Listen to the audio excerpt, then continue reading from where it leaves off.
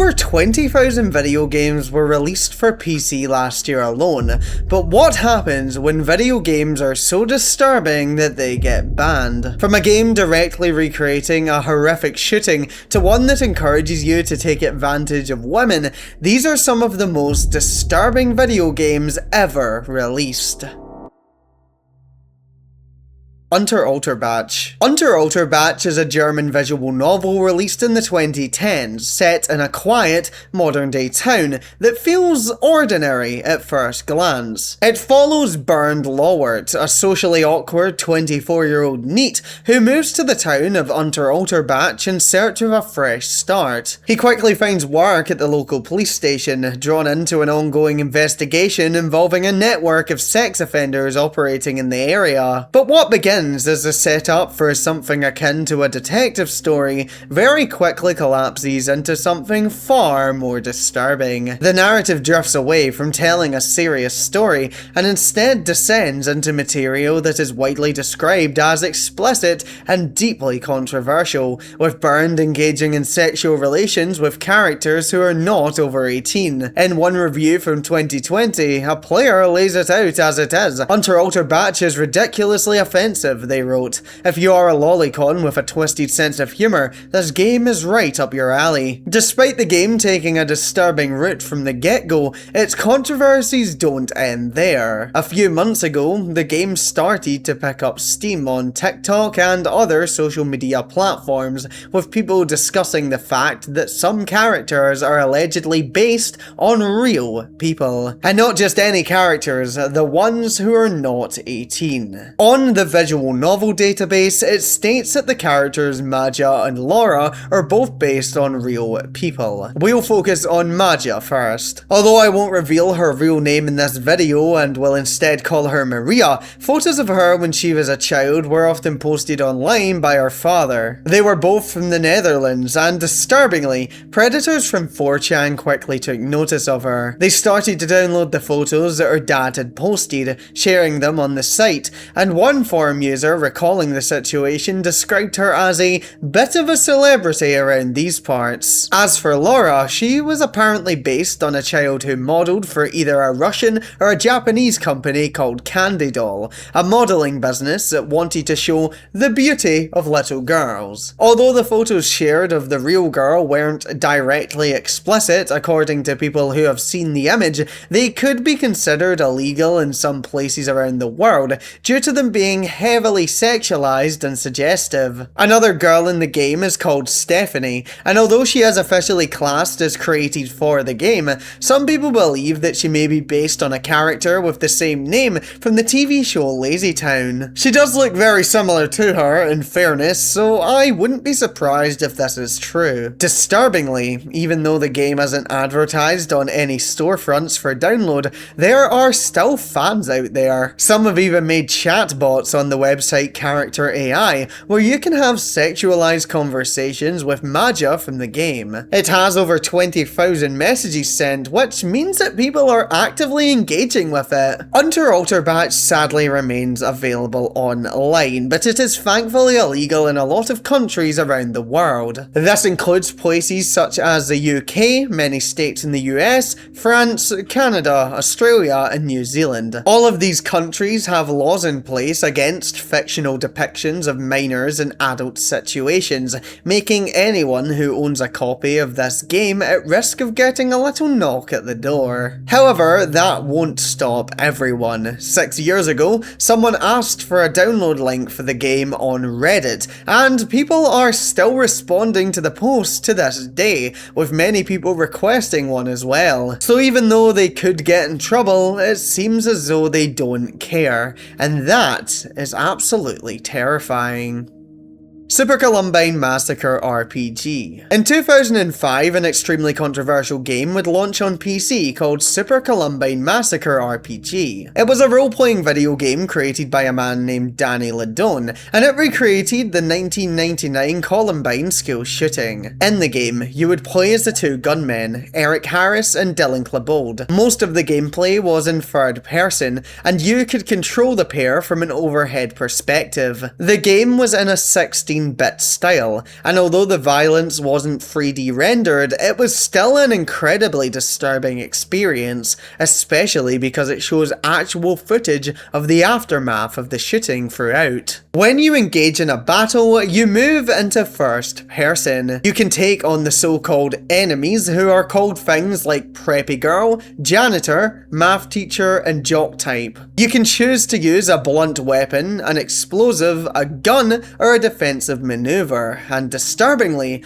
all of the weapons in the game were copied directly from the public records of what the real attackers actually used, bringing an unsettling level of realism. If you do engage in combat, you then must either kill the enemy or die, but you can actually go for the game without killing anyone. How many people you kill is entirely up to the player, and that was what the developer argued set it apart from other games on the market. He claimed that the game challenges users to understand the choices that were made and the consequences of the actions. However, not everyone saw it that way. When the game launched, it immediately got negative press, and rightly so. People who had been personally affected by the shooting also took issue with it, with the friend of one of the girls saying, "Anyone playing this game can kill her over and over. It disgusts me. You trivialize the actions of two murderers and the lives of the innocent." A year after the release of the game, the backlash didn't stop. After the 2006 Dawson College shooting,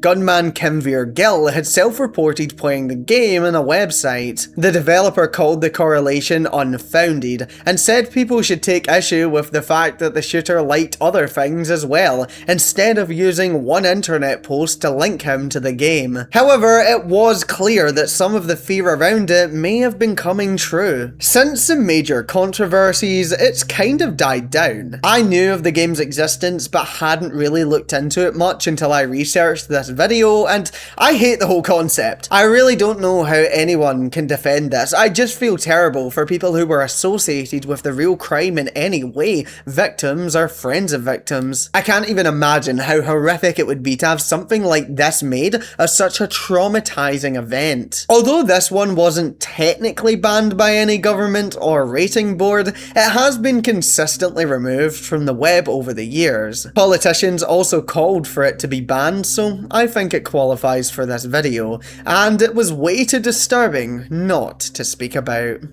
Custer's Revenge. Custer's Revenge was an adult video game released for the Atari 2600 in 1982. It was published by American Multiple Industries, also known as Mystique, developed by JMH, and it was an early attempt to make a video game that was explicitly sexual. It took things to a whole other level than just your basic corn game though, because once you started playing it, you quickly realised how dark things got. You play as a pixel art version of Lieutenant Colonel George Custer, an American commander who died at the Battle of Little Bighorn. He is depicted as an almost naked man who is sexually aroused. He is on one side of the screen, and on the other is a naked Native American woman who is tied up. The gameplay has you move Custer across the screen, dodge arrows and other obstacles, and eventually reach the women. You then have to interact, which will make your character rape the women, which scores you points. As you can imagine, this was incredibly controversial as soon as it was released. The game was turning sexual violence into nothing more than home entertainment, but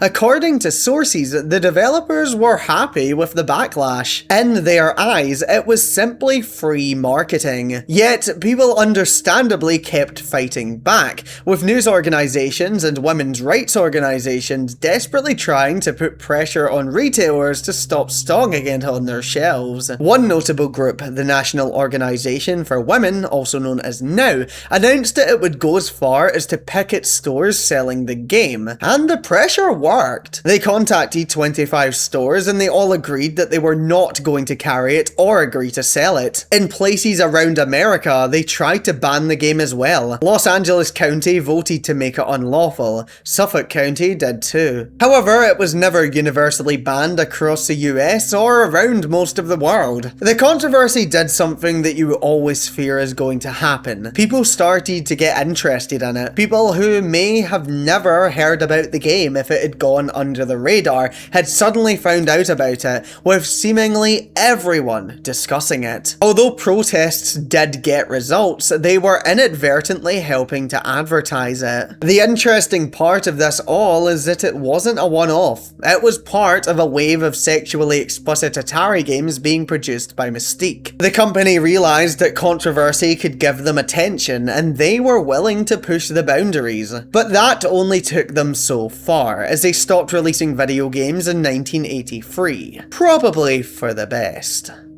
Ethnic cleansing. Although the last game was an early example of one of the earliest explicit releases, the video game Ethnic Cleansing came at a time when things were off the ground. Released for PC in 2002, it was developed by the National Alliance, a US-based white supremacist and neo-Nazi organisation. It was distributed through its record label Resistance Records. The game was a first-person shooter, compared in looks to the likes of Doom, and you played as either a member of the Ku Klux Klan or a neo-Nazi skinhead. Your objective was to shoot your way through the level, killing black people, Latinos, and Jews. All of these minorities were presented through racial stereotypes, with white supremacist imagery also shown throughout. The final enemy of the game was the Israeli Prime Minister at the time, and the creators took a view that went beyond defensive. They weren't pretending that this was just an edgy game.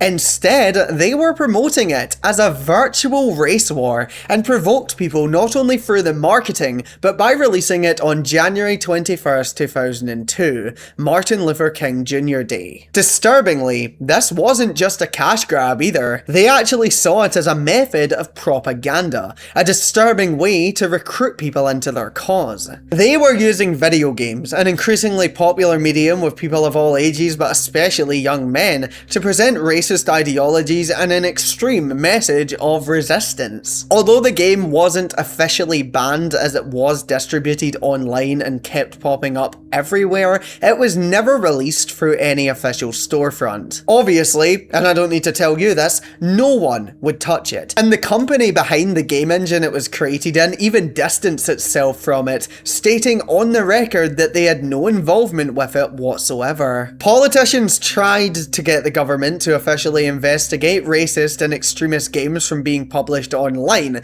but alas, nothing came of it. Yet, the neo-Nazi creator hoped that this would kick off a new era. The way they saw it, this was a way to get their message in front of young people before they were old enough to officially become a member. They weren't just engaging with the message by reading it on paper anymore, they were playing it. They were placed into a world where they were rewarded for killing minorities. The National Alliance had literally made it interactive, and no doubt it worked. Somewhere out there, a teenager probably stumbled upon this game, installed it on their computer, and fell down this rabbit hole. Although we can never prove that, that makes this one stand out as particularly disturbing. The Guy Game. The Guy Game was released in 2004, and unlike other ones on this list, it had a full rollout. It was developed by Top Heavy Studios and published by a subsidiary of Take-Two Interactive, and launched on the PlayStation 2, the Xbox, and PC. It was an adult party game where players would compete in multiple choice trivia questions, minigames, and drinking challenges. It wasn't animated or pixel art either, as the game used real live-action footage of women filmed during spring break in Texas the year before release. One of the games had 4 players go head-to-head in a series of rounds, answering trivia questions. There was a voiceover for commentary and comic relief, and if you got the answer right, the real girls in the footage would start to take off their clothes to reveal their breasts. They were obscured by Guy Game logos, but if you got enough right, you could remove the censoring from the clips. Because of this, the game was given an M rating, and this should have gone down as one of those forgettable but regular titles from that era. But that wasn't the case. The same year it released, one of the girls from the footage came forward to admit something. She had been approached to participate in what she understood to be a contest. She provided ID, and the release form she signed contained matching information. She had exposed her breasts and received $20 for her troubles. However, there was one problem. She hadn't been entirely truthful or vetted, because one of the pieces of information she had lied about was her age. At the time of filming, she was only 17, and so a commercially released video game contained a real piece of illegal content, with her being unable to consent. She actually didn't know that it was for a video game either. She was led to believe it was for a contest, and only discovered the truth when her brother revealed it to her, explaining that they had also used her likeness for the marketing. That must have been an awkward conversation. She sued, keeping her identity a secret and only being known as Jane Doe, and she argued the company had invaded her privacy and misappropriated her likeness. She also argued that she couldn't consent to the filming as she was a minor, but they tried to argue that, as far as they were aware, she was 18 and had supplied a fake ID. But that wasn't enough, and the judge granted an order pulling the game from stores all around the world. Although it was initially only a temporary order, it was made permanent in January 2005, and although the company tried to appeal it, it was upheld by an appeals court later that year. The case was not taken further, as they did not wish to go down the route of whether the company had produced and distributed CP. Instead, the real issue was that of consent, or at least that's how they saw it legally. So they accepted it. There wasn't much they could do, and instead they quickly released an edited version of the game called The Guy Game Over, which removed all footage of the Jane Doe involved and instead added footage of new girls, who we can assume to be legal adults. Hopefully they did their job right this time. By all accounts, the game was a commercial failure. Even before the court case, it received mostly negative reviews, and it only sold around 60,000 copies before being taken off the market. Now, although I wish I could say no one would dream of owning it, it has become somewhat of an urban legend in the game collecting community. People say that you could go to prison for having it in your collection, and I guess that is true, but that doesn't stop everyone. Someone in the Reddit comment section even posted a picture of themselves with their original copy, so it seems that some people are proud to own explicit material involving a minor. Very strange indeed. Rapely. Rapely came out in 2006 for PC, and it was published out of Japan by a company called Illusion. The game's premise was sexual violence, and the story was very dark. The player would control Masaya Kimura, a repeat sex offender who had just been released from prison. You would control him as he stalked and sexually assaulted a mother and her two daughters in an act of revenge. But disturbingly, the two daughters were minors, with one being very young. Once you completed the main story, you weren't done either, as you would unlock a free play mode with more scenarios to play through. Rape was the main mechanic of the game, and it sparked international controversy when it was released. Although the game wasn't officially distributed overseas, it was making its way to countries like America through third-party sellers. The company tried to argue that this wasn't really their problem, as they only intended for it to remain in Japan, a country where it actually met laws regarding what adult games could show. But in 2009, it had become very easy to buy elsewhere. It was even being sold through Amazon. However, it was quickly pulled when reports began circulating. Amazon investigated and concluded that they did not want this to be sold on the platform. The product page was removed, and another copy has never popped up on the platform since. But word of the game had reached the UK, specifically a Labour MP called Keith Vaz. He was one of the most vocal critics of the game and brought it to Parliament,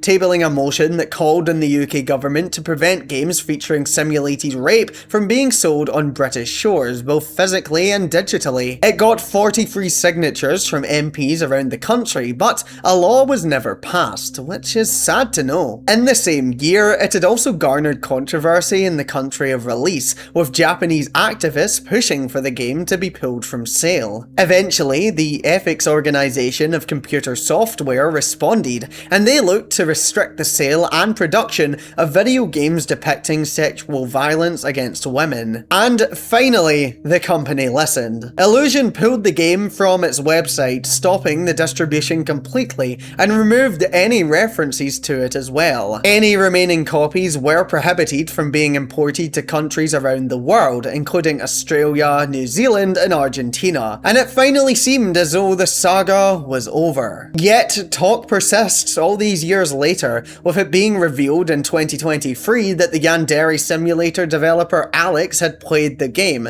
and there was proof of it. Probably the least surprising bit of information I and you will hear this year. But we can all sleep easy knowing that the disgusting company behind this game officially closed in August 2023. And for the rest of time, Rapeplay will be a disturbing example of what happens when a video game goes too far.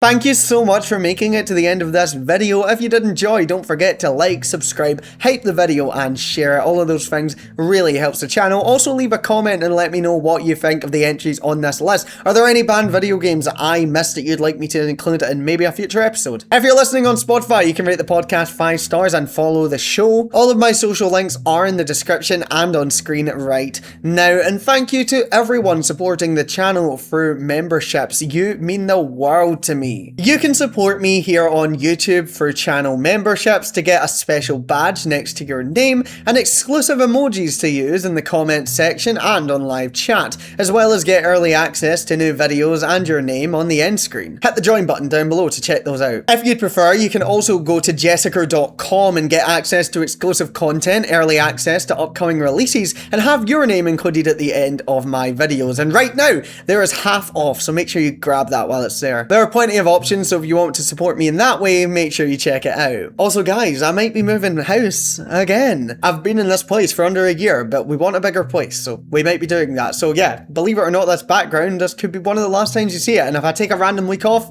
that's why. I'll be back very soon, but if you want another right now, then check out the video that's on your screen.